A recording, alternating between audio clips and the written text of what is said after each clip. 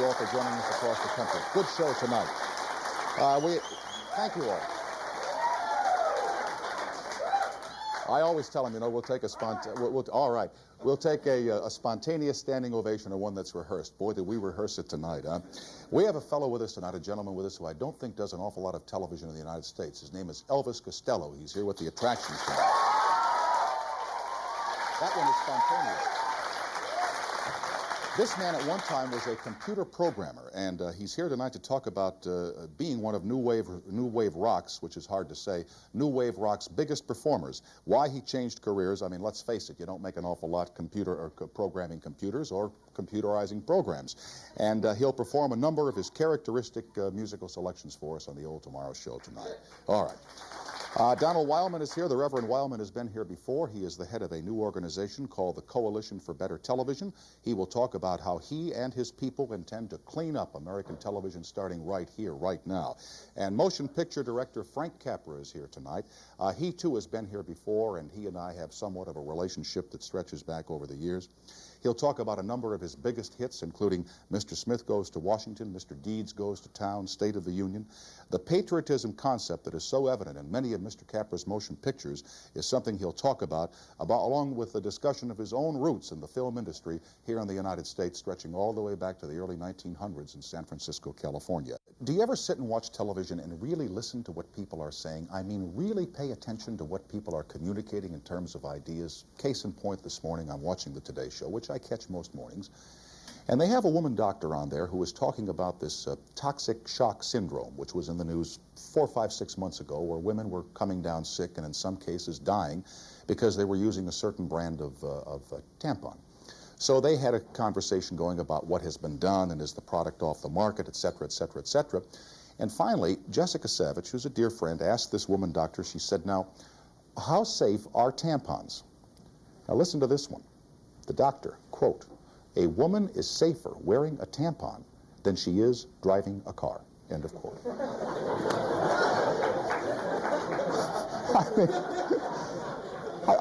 I said to myself, now, did this woman really say that? And, I mean, I'm sure that the National Association of Car Dealers went crazy at that particular moment.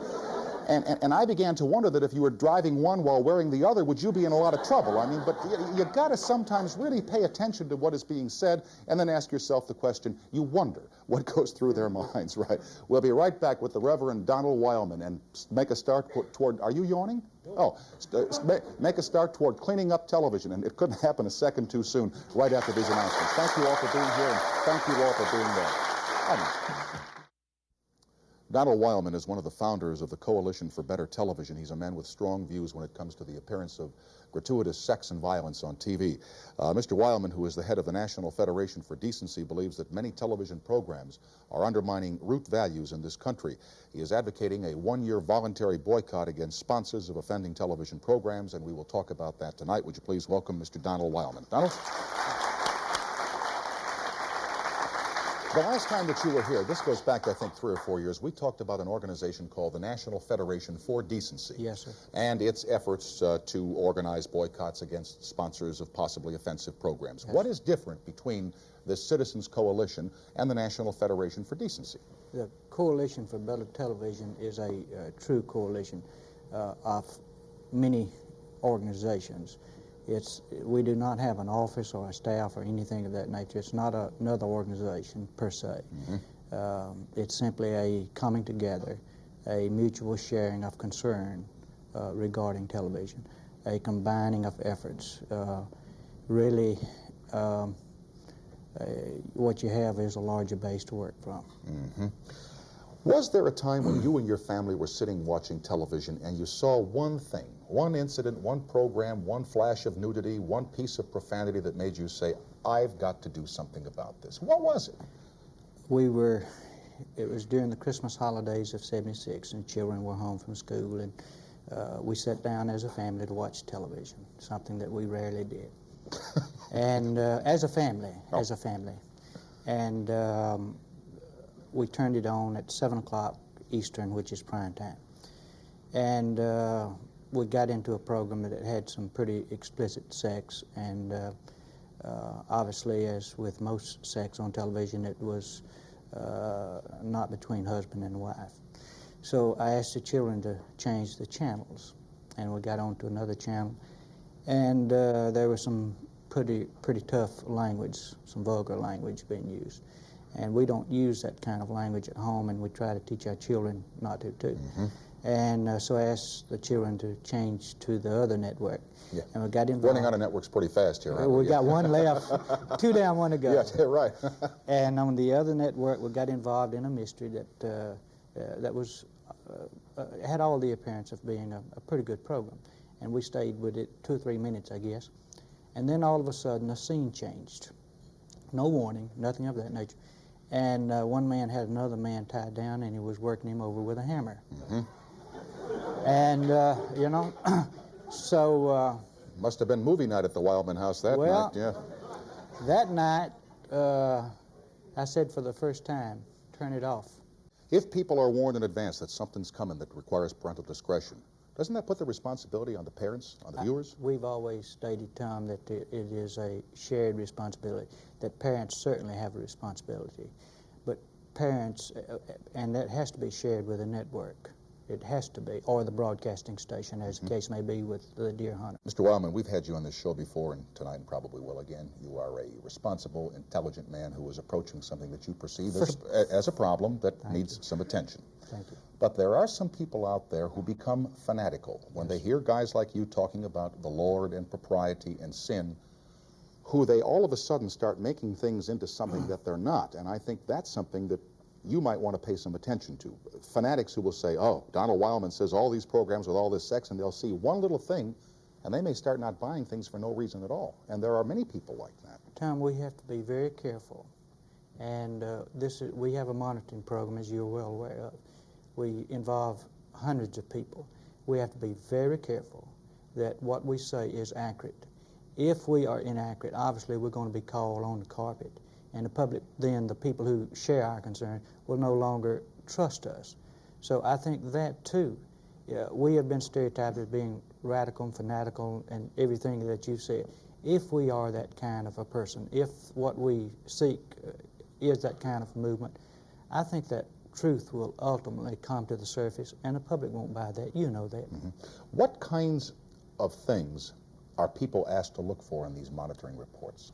Well, in the next report, we'll be looking for sex, and we divide that into 3 categories, what we call skin scenes. The networks sometimes refer to them as jiggly. We define that as undue and unnecessary emphasis on the human anatomy. Not emphasis, but undue and unnecessary. The zoom in, the close in. Allusions to sexual intercourse, either inside marriage or outside of marriage. And sexually suggestive comments, not just referring to anatomical parts of the body. Why would an allusion to married sexual intercourse be against the rules? That's a part of it. We're not, the thing that concerns, sex is a beautiful gift given by God to be shared between husband and wife. Now, a lot of people won't buy that, but that's where we come from, okay? Okay. We're not against sex per se. No, but you just said allusions to marital sex would be frowned upon. No. That's okay. I'd say this, you asked me what we're looking for, and this is, I'm explaining to you what we were looking for. Sure, but Harvard University's study on human sexual development said that 70% of all allusions to sexual intercourse were depicted between unmarried people or involved a prostitute. That's not real life, Tom. You know it and I know it. But forgive me, it is part of life. It really it is a I'm part not of saying life. it's an acceptable part of life or a great part of life, but it's there, Donald. Nobody's there. It's always been there. It's always going to be there. But it's not there in that perspective. It can't be. Society couldn't exist. The home would disappear. Family would disappear. In the next study, we'll be looking for the profanity, the same thing that I just showed. Included in the next, for the first time, we've not done this. And the next time, we will, because other groups had done it, but we will be looking for violence. The kind of violence we're looking for is the type of violence which is intended to do physical harm to a person, to that person's body. Not pie in the face, not that kind of violence, but the kind of violence that intends to do physical harm to a person. How do you feel about blue jean commercials these days? Have you seen those? I think Calvin Klein knows how we feel about it. You probably don't have a lot of those in your closet, right? These are local. Okay. Mr. Wildman, thank you for being with us tonight, once again, to explain what you're doing. And if you just hold your seat for 1 second, I'll get us into this commercial. Mr. Okay, Donald Weilman, all right? We'll be right back. Just a couple of years ago, Elvis Costello was a computer programmer for a cosmetics firm in England, playing guitar on the side and writing music. Now he has become one of the driving forces in pop music, not only in the United Kingdom but here in the United States as well. His current concert tour is playing to sold-out houses all around the country. The first song he will do for us tonight is called New Lace Sleeves. The album is called Trust. Would you please welcome Mr. Elvis Costello and the Attractions.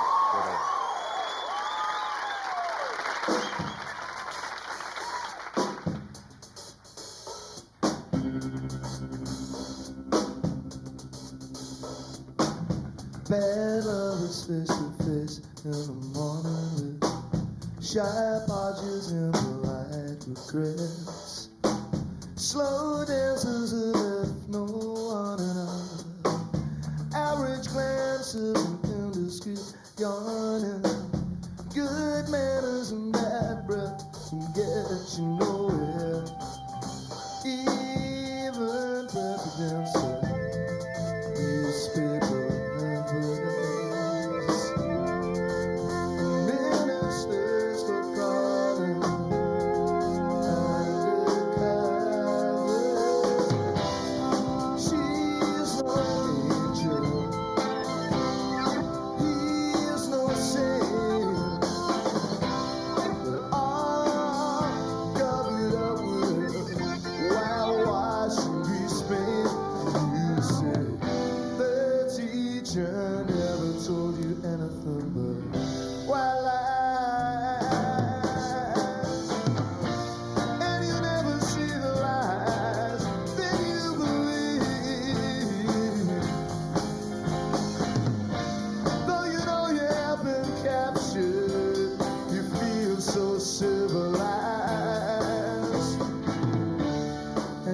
so pretty in your new lace sleeves.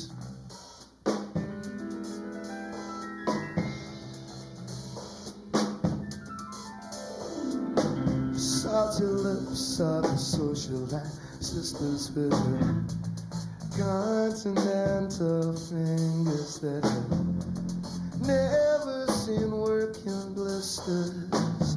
Oh, I know they got their problems. I wish I was one of them. They say Daddy's coming home soon with his sergeant stripes and his empire mug and spoon. No more fast, but when are they gonna learn their lesson? When are they gonna stop all of these victory processions? You say the teacher never told you anything but white lies, and you'll never see the lies that you believe. Though you know you have been captured, you feel so civilized, and you look so pretty in your new lace sleeves.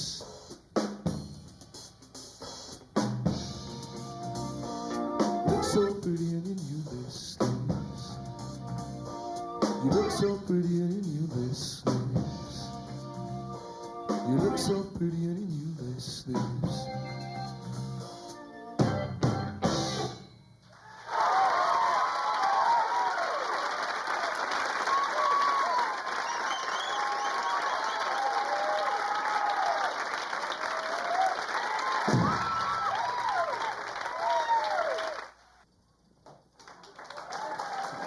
Back tonight is Mr. Elvis Costello. You know, all day long, people who work on the show have been very excited about this appearance, and they've said, you know, Elvis Costello just doesn't do an awful lot of television. You don't see him on many shows. He doesn't grant many interviews. So I'm very happy that you're here tonight, but I have to ask you why you don't appear that much on the chat shows, as they're called in the UK, or do more interviews. Well, we've never really been asked. I've never been there. This would be a good reason, wouldn't it? In fact, last time we were on NBC, I think they told us not to come back. They said, we'll see you never work again on American TV. They've said that to hundreds of people, and we've showed them. They were the same people that said, you know, to the Beatles in Hamburg, we'll see you never work again, you know. What was that occasion? Was that the Saturday Night Live appearance where you? Well, that's the only time we've ever been on TV. All right. Well, what happened there? You changed songs or something? Like yeah. that? Well, I thought it was a live show because something about the title sort of suggests it, and the number that we were sort of bullied into doing because in those days the record company used to be able to lean on us and say you must promote the product, Mm-hmm. the rock and roll, and I didn't honestly feel that the song. It was actually a song that was written about in a very English situation. It didn't really fit. And we had a new number, which at that time wasn't recorded, about radio. And I thought, well, golden opportunity to play it in front of a lot of people. Mm-hmm. So we just did it spontaneously, you know. And but evidently, it's not that live, you know.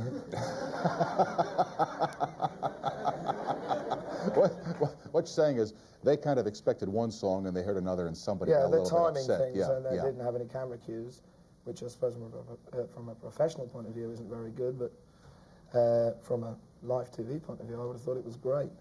There was an occasion when Jimi Hendrix did a similar thing on English TV about 1969 where he just said, they're taking me off the air, and he went on playing a number and he was on the equivalent of the Lawrence Welch show at the time, so it didn't go down all that well.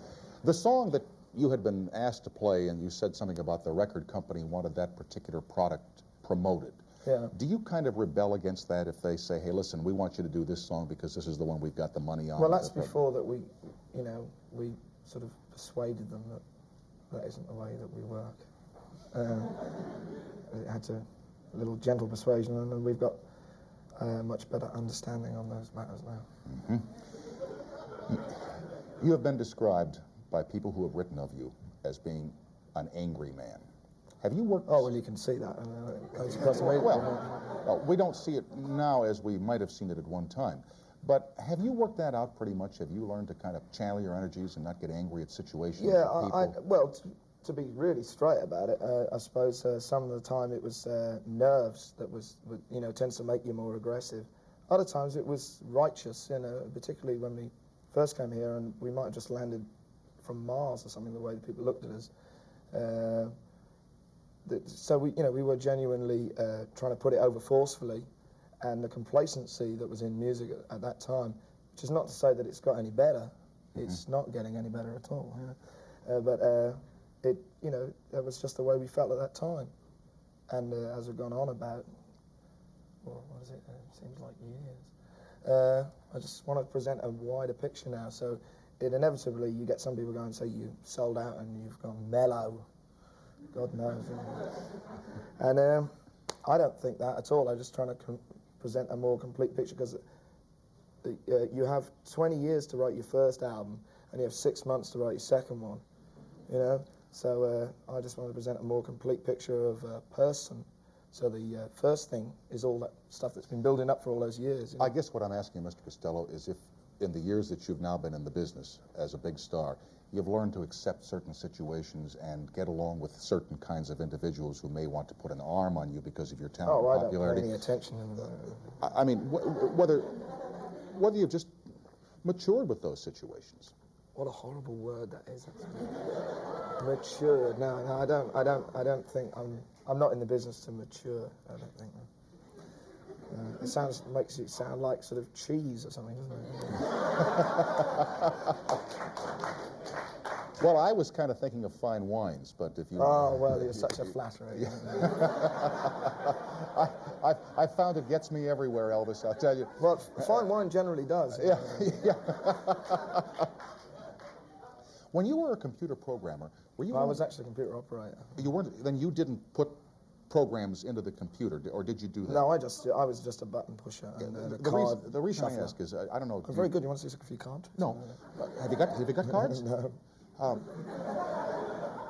company sent me one of these home computers to fiddle around with, where you put programs in it, how to balance your checkbook and how to do all I this. can't even work a calculator. Yeah, I mean, well. you can actually train a chimpanzee to work a computer.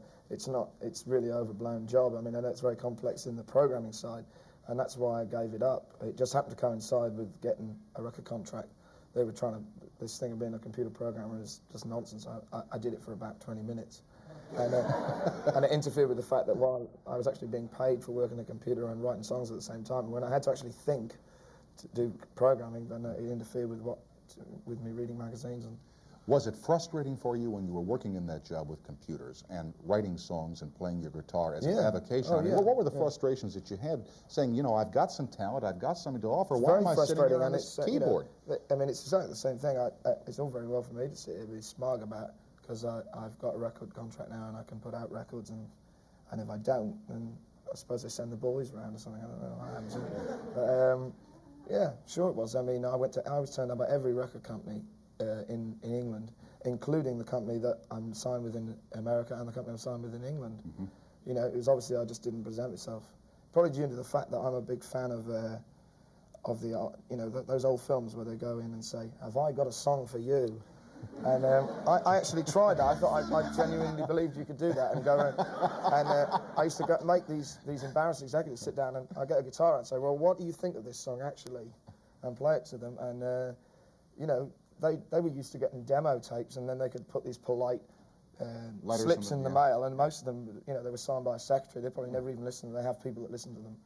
And I did actually force a few people to be bored for 20 minutes in between taking phone calls, and it's particularly embarrassing when you're in the middle of a song and you really think you're convincing the guy, and suddenly the phone goes and he goes, "Oh, yes, darling, yes, I'll be home about 8, and no, lamb casserole would be great, catch you later, man." What can you do, and it's...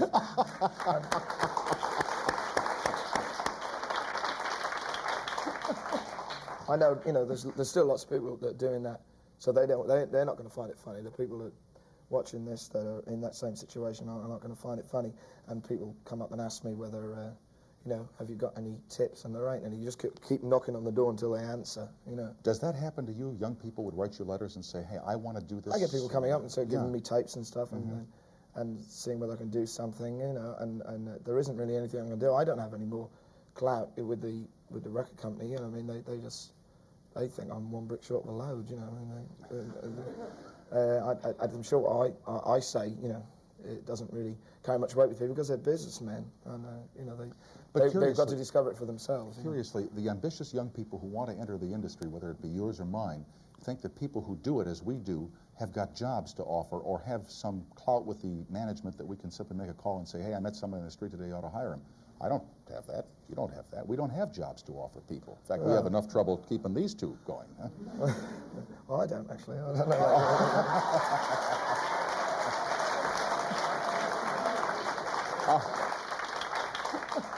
I will check with you in 22 years and see how it's going. You know what I mean? Who are your heroes? Do you have songwriters that are heroes to you? Not heroes. That's a really.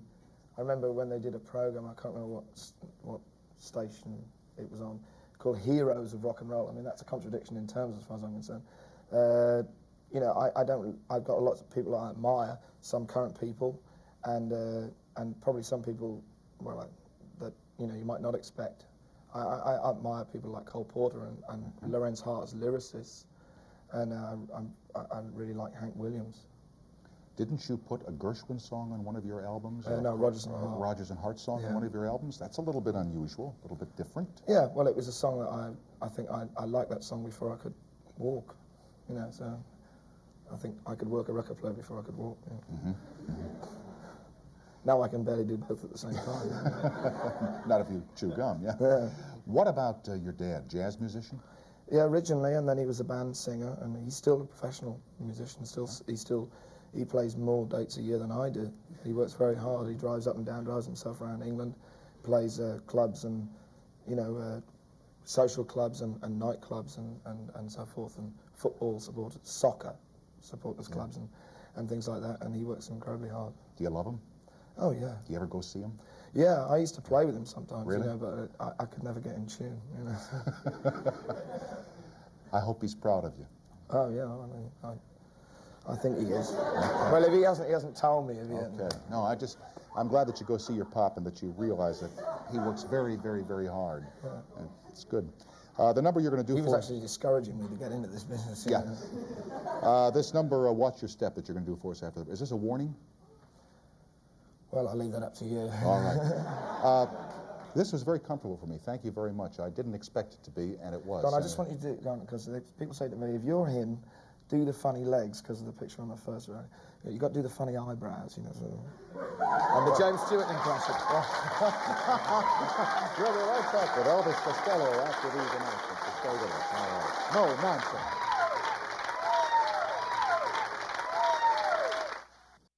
Again, Mr. Elvis Costello and the Attractions with a new song and possibly some sound advice called Watch Your Step. Here is Elvis.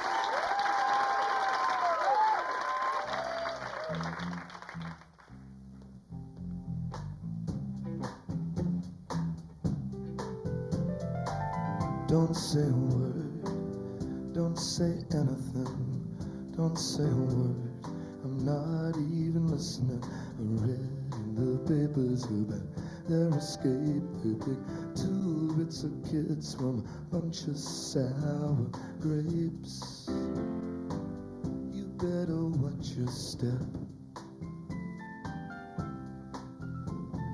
Watch who's knocking on your front door. Now you know that they're watching. What are you waiting for? Think you're young and original. Get out before they get to watch your step. Every day is full of fun and family spies. They're making heroes out of all guys. They say it's good for business. From Singapore to Witness, you better watch your step. Broken noses hung up on the wall, backslapping drinkers to the heavyweight brawl. So punch drunk they don't understand at all. You better watch your step.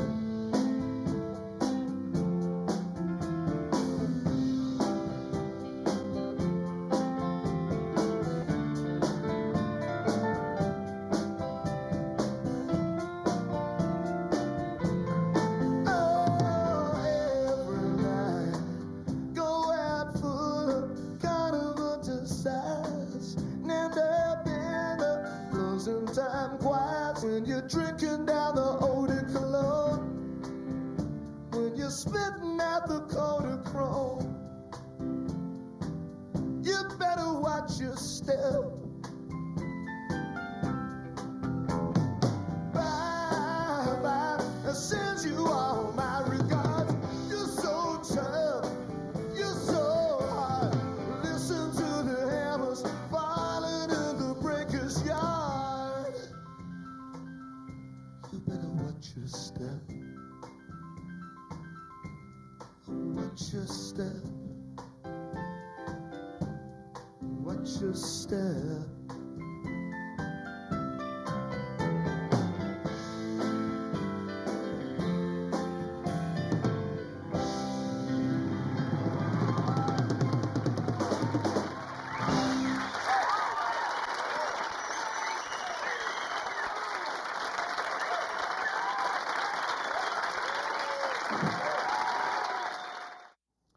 Incidentally, if the last number by Mr. Costello and the Attractions was on black and white, it was your set. It was not us here. The danger when we do that, we did that in black and white to create a feeling of old-time rock and roll, is that at 175 or 180 television stations, 180 people who are sitting at control consoles say, where the hell's the color? What happened? Go crazy. So we're back now, and it was not your set. Next up, a gentleman and friend whose motion pictures read like an honor roll of movies. Frank Capra directed Lost Horizon, It Happened One Night, You Can't Take It With You, and possibly his greatest film, although he may disagree. Mr. Smith Goes to Washington. Would you please welcome my friend, Mr. Frank Capra. Frank?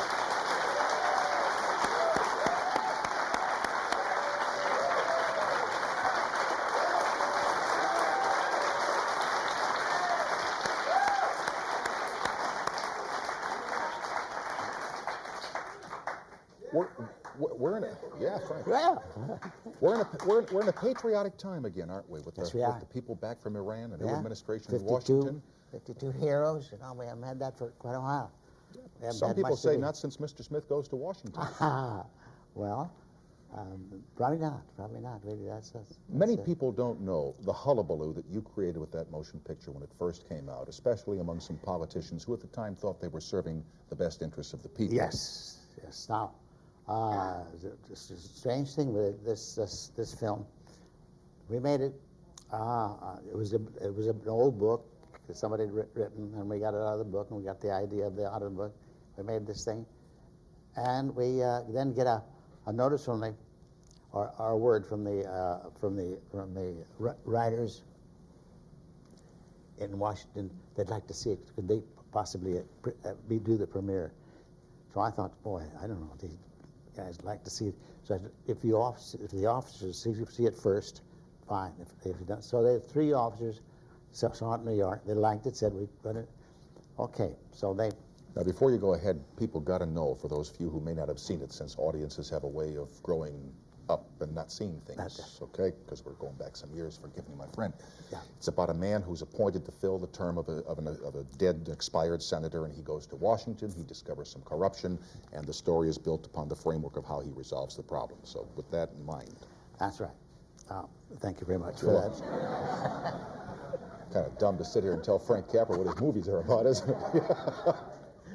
Of course, I knew it, you know, but he didn't know. Have you seen that one yet? Anyhow, this picture is shown in Washington, and in a big auditorium, the women's auditorium, and everybody there was there. 4,000 people from all the big wigs came. Big, enormous.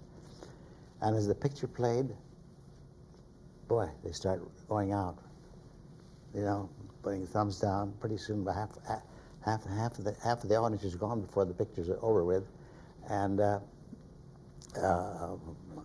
I took my wife. I said, "Let's get out of here because this is going to be bad." So we joined the crowd that was going out, saying we were doing this too, so they wouldn't recognize us. So we got outside. And there was a little guy that was out there to meet us, and he said, "Come on, well, you got to go to the press club." I said, "Oh, geez, we don't care." Well, you got? Yeah, they expect you. Well, they expected us, all right. And the minute we got in the, I got nothing but, oh God, it was the most awful beating I've ever taken. Hollywood loves you, Hollywood guys, those guys. How the hell can you do make a picture like this? It was. They didn't like it. They were upset at the fact. They were upset, and I'll tell you why I think they were upset. These writers were the elite, the guys with the cuffs, you know, like you got there, you know, and they could make or break anything they wanted to. They could make. But now here comes the snot-nosed people from Hollywood, that lousy Hollywood, and it comes and makes it, and they see for the first time film power that is probably greater than their press power, and they don't like this interloping. Why do you think people who write about television write bad about it? Because it has more power than they have, and they can't stand it. Yes. Okay. Yes. We agree. Okay. Anyhow, they give it hell. Now tell about when Now, Ambassador. Wait a minute, I got to tell you. Okay. Yes, and the Senate voted about the picture, and they took a vote, and it was 96-0 that the picture was lousy and should be taken off until the. It's probably the only time they've all gotten together. They got together on the sea, absolutely 96-0, and they got word to Hollywood that they had their ideas in mind to fix them up for, you know, so. What was happening is that the other companies offered Columbia to buy the picture and buy it for $2 million, and they can Columbia could make a profit. Mr. Cohen told me about this, and I said, "Oh Jesus, no, don't do anything like that. Don't ever do anything like that. The picture may stink, but don't sell it. If you have you started a precedent like that. Any rich guy can buy any picture he sees and doesn't want. Anybody, any politician. That you can't do that. So he finally said, okay, no, we refuse that. Here comes a very big knock from the ambassador in London. Joseph Kennedy. Joseph Kennedy. All right, now, before you go ahead with that, I see in the pictures you don't have the intermissions, but we have them here. So let me just do this little intermission commercial, and we'll continue with Frank Capra after these announcements, okay?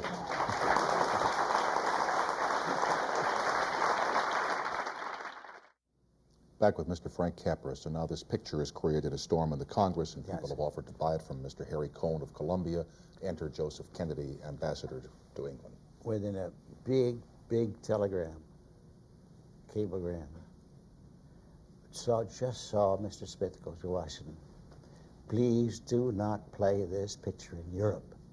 The war had started. The war had been about 2 or 3 months old. He says it'll be bad for the Allied morale. They'll think it's an Axis picture. They'll think it's a picture made in Berlin. Boy, this was this was a real knock. But that's heat, you know, when an ambassador. This is the heat of the. And so, Harry Cohn went white. I went whiter, and so what the hell do we do about this? He says, now what? Now what do we do? I said, we do the same damn thing. We tell the guy, no politician has a right to stop a picture any place. If ever get that precedent that they can stop a film from being shown here or being shown here or being shown any place, maybe the film is bad, maybe the film is terrible, but it should be shown. You cannot stop it on the word of a politician. Because if you let, bravo.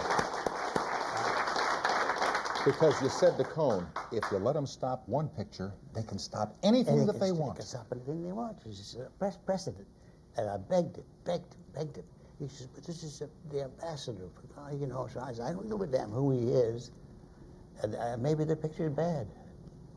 But we got to live with it. But anyhow, he says, well, you handle it. So I got a lot of cutouts from what people were saying, all kinds of editorials. I got them all together and sent them a pile, sent them a nice letter, saying, "You're wrong, sir. People like this picture. This is a picture." And he sends back a letter saying, "Well, maybe I'm wrong, but I still think that it should not be shown in America. It should not be shown here. It's bad for the." Now, it was not bad for the Allied cause at all. 2 years later comes the climax of this thing. It'll prove the whole damn thing.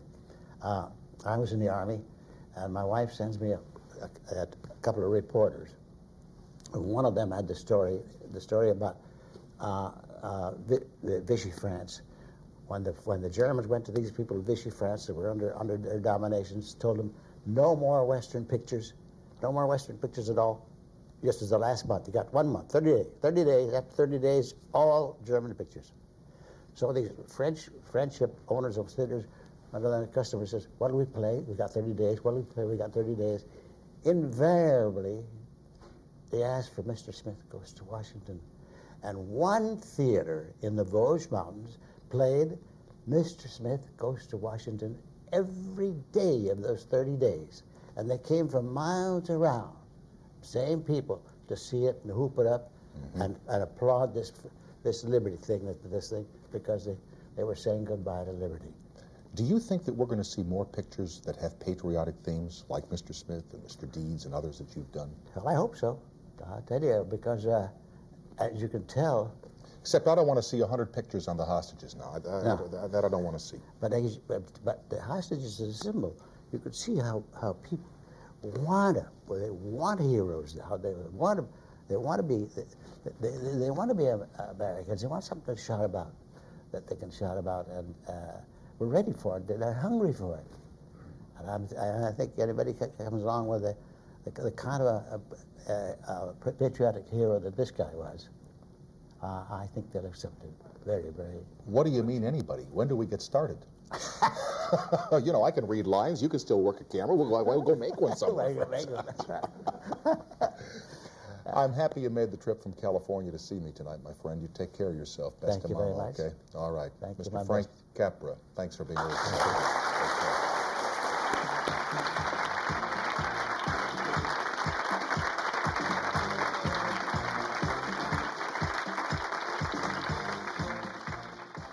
Thank you all for being with us from New York and Los Angeles. Good night, everybody.